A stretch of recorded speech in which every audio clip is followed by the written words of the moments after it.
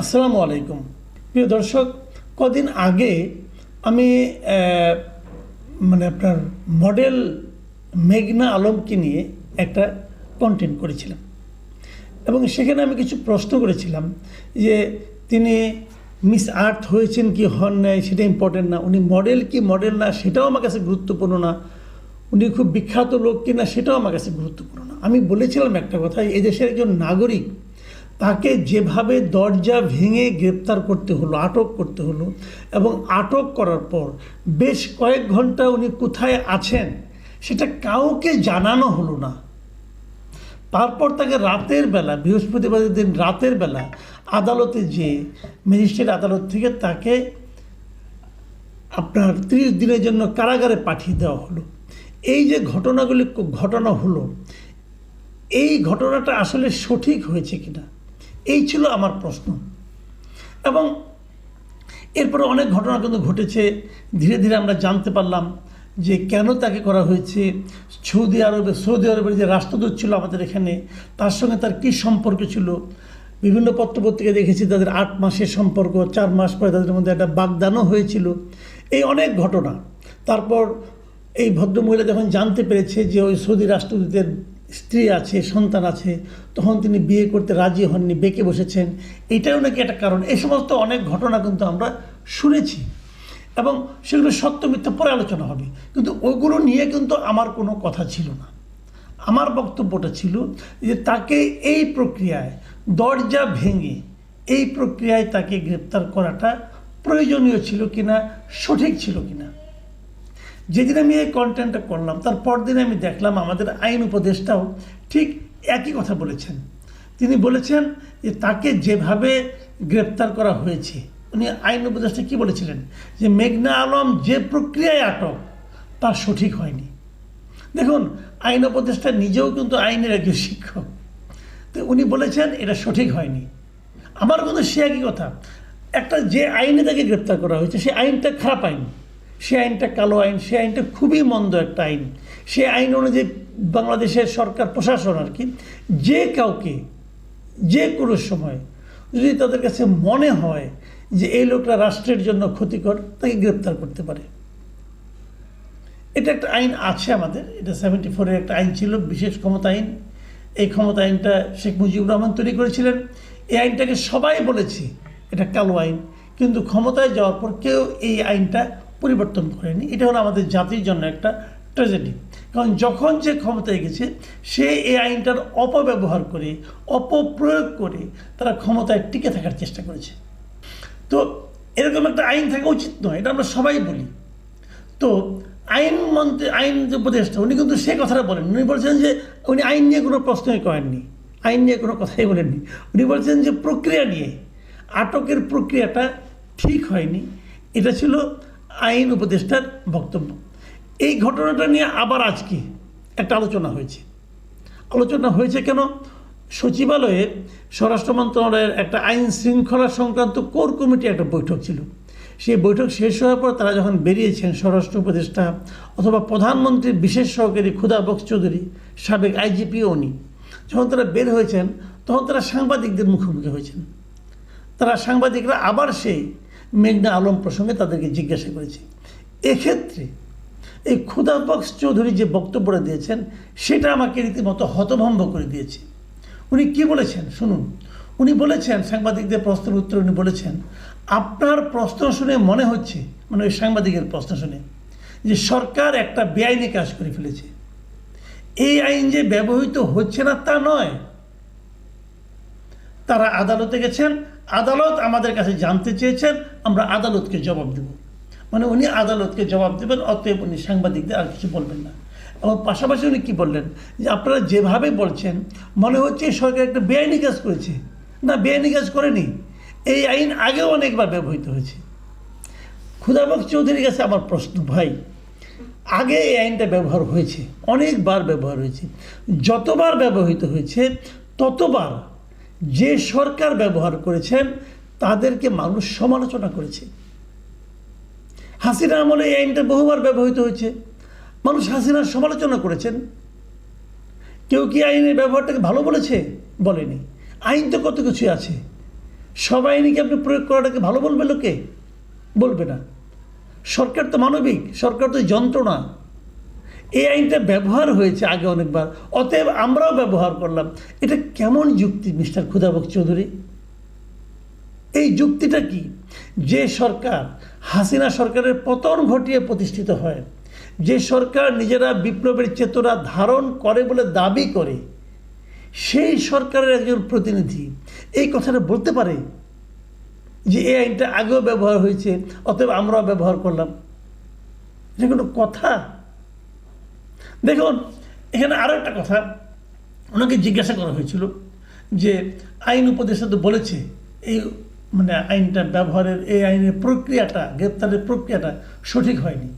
এই ব্যাপারে আপনি কি বলবেন? এই ব্যাপারেও খুদাবক্ত চৌধুরীর বক্তব্য আমি আপনাদের পড়ে শোনাই। উনি বলেছেন, আইন উপদেষ্টা কোনো প্রেক্ষিতে এই কথা বলেছেন তা আমরা জানি না। তিনি আমাদের কাছে এই বিষয়ে কিছু জানতেও চাননি।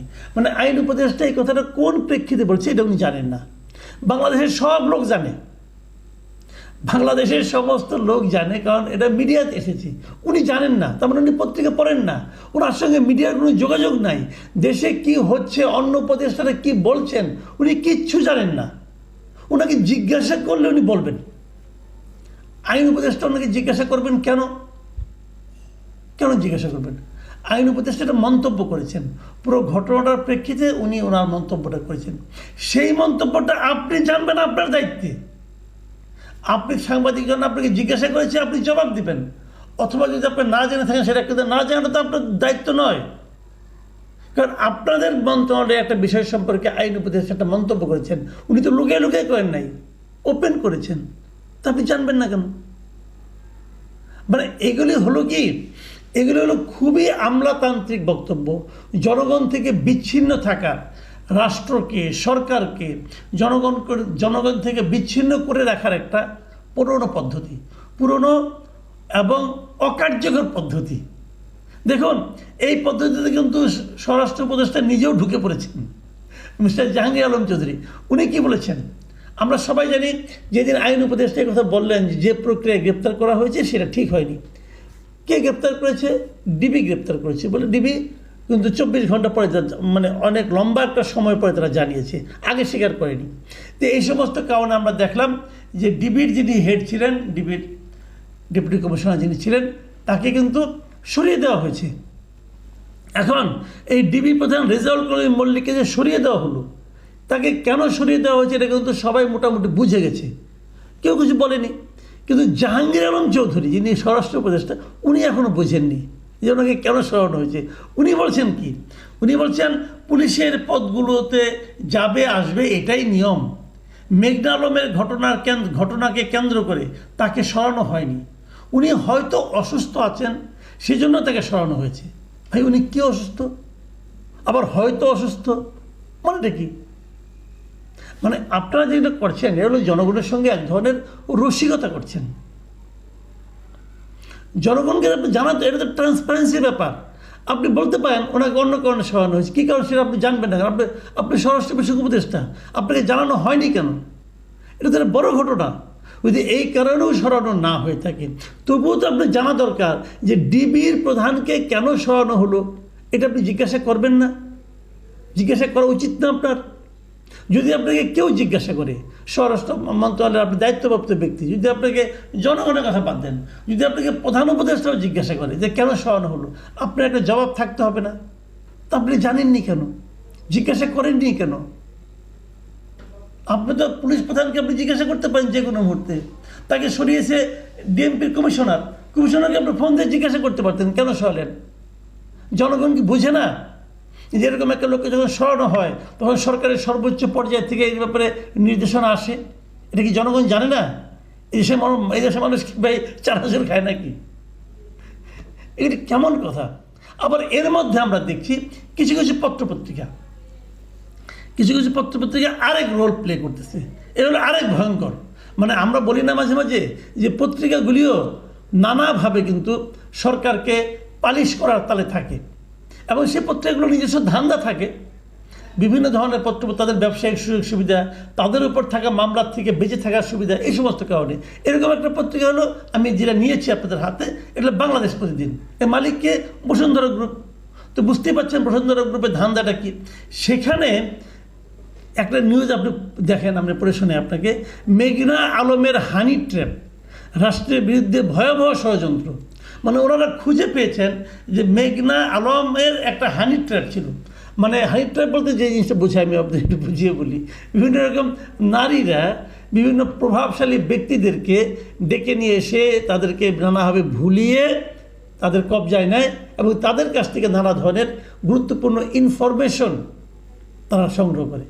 এই হানি ট্র্যাপ নাকি হয়েছিল এবং এই মেঘনা আলমের একজন সহযোগী যাকে তারা আটক করেছে, সে নাকি জানিয়েছে যে তারা নাকি মেঘনা আলম এই সৌদি রাষ্ট্রদূতকে হানি ট্র্যাপে ফেলে অনেক কিছু করেছে, ব্ল্যাকমেল করেছে এবং $5 বিলিয়ন নাকি তার কাছ থেকে দাবি করেছে। এই যে কথাগুলি বলা হচ্ছে না, এগুলি কি প্রমাণিত? প্রমাণ হয়েছে? ওনারা এই খবরগুলি পেলেন কোথায়? এই সাংবাদিক পুলিশের কাছ থেকে পেয়েছে। কোন পুলিশ? ডিবি পুলিশ, যে পুলিশের হেড রেকর্ডের আগে সরাই দেওয়া হয়েছে এই কাজের জন্য, এই আকামের জন্য। তাকে 2 দিন আগে সরাই দেওয়া হয়েছে। এখন তার একজন অধস্থন এই সাংবাদিককে বললেন, আর এই সাংবাদিক লিখে দিলেন, যদি শেষ পর্যন্ত প্রমাণ হয় যে হানি ট্র্যাপের ঘটনাটা একদমই বানোয়াট, তাহলে এই মেঘনা আলমের ইজ্জতটা কোথায় রাখলেন আপনি? আপনি কিভাবে প্রমাণ করবেন? পৃথিবীর অন্য কোনো দেশে এটাকে সাংবাদিকতা বলবে না, এটাকে মানহানিকর একটা উৎসাহ বলবে। আমাদের সাংবাদিকতা কোথায় যে ঠেকেছে? আমাদের এখানে ক্রাইম রিপোর্টারদের একমাত্র সোর্স হলো পুলিশ। এটা কোনো কথা? এবং এইগুলি বলার মাধ্যমে কি হচ্ছে, এখন তারা প্রমাণ করার চেষ্টা করছে যে মেঘনা আলম একজন খুবই খারাপ মহিলা ছিল, তার জন্য এটাই উচিত হয়েছে। এগুলো ঠিক আছে, আমি ধরে নিলাম আপনার কথাই ঠিক, মেঘনা আলম খারাপ মানুষ। তারপরেও কি তাকে আপনি এভাবে দরজা ভেঙে গ্রেপ্তার করতে পারেন? এটা কি আইনের শাসন বলে এটাকে? আপনি তার প্রতি বিচার করেন, আদালতে নিয়ে যান, তার বিচার হবে, সে অপরাধী হলে সাজা হবে, কোনো সমস্যা নাই।